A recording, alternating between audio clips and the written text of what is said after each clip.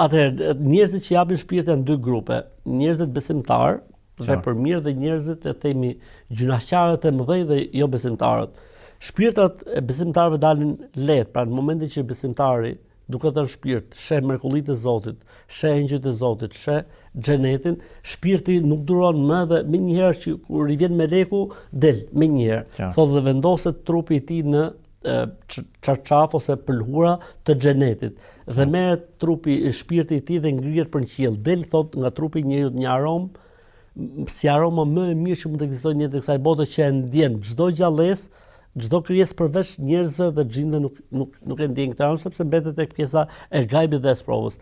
Pastaj e marrin shpirtin e tij dhe e ngjisin në qiellin e parë dhe me lajket e përshëndesin me si më thon me emrat ose me titujt më të mirë që ky ka dash të thirrë në jetën e kësaj bote, edhe thon shpirti i mirë po shkon tek Zoti i saj, vazhdon qiellin e 2, qiellin e 3, qiellin e 4, qiellin e 5, qiellin e 6, qiellin e 7, derisa shkon tek Arshi i Zotit.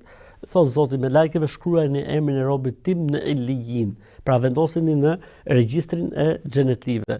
Thot dhe e kthejnë shpirtin dhe në momentin që një ju vendoset në varr, shpirti i mirë futet aty në varr. Tani shif tani sa interesante është. Vjen shpirti në këtë botë, në barkun e nënës dhe njeriu merr jetë. Dhe është jeta që ne ekzistojmë. Vjen shpirti në varr, por nuk është më jetë si jeta jonë. Është dimension tjetër. Dimension tjetër. Aty bëhen pyetjet e varrit. Pra dhe ngjon hapat e njerëzve që po largohen. Po.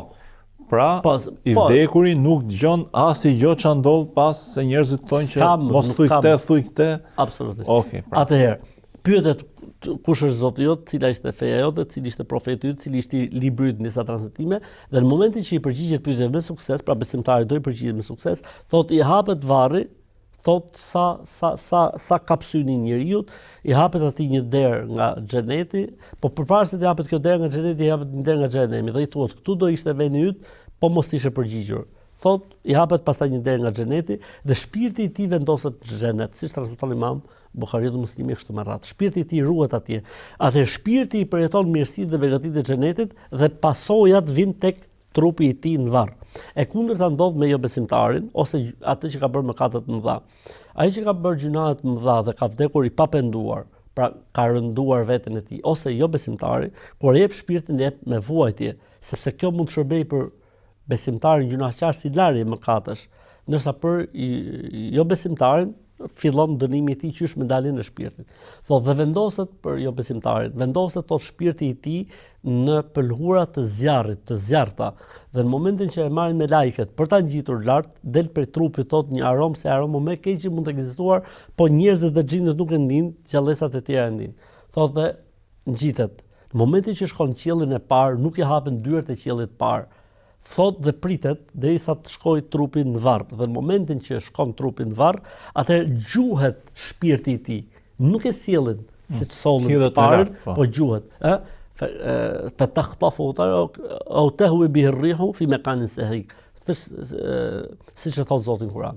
Dhe në momentin që vendoset dhe vjen varr, atëherë bëhen pyetjet, i hapet atij një derë ose një dritare nga xheneti dhe i thuhet nëse do ishe përgjigj, këtu do ishte vendi yt, po ti nuk u përgjigje, ai thot, nuk di të përgjigjet, thot i hapet një derë nga xhenemi, shpirti i tij shkon në xhenem dhe pasojat e vuajtjes së tij në zjarrin e xhenemit vijnë tek varri i tij.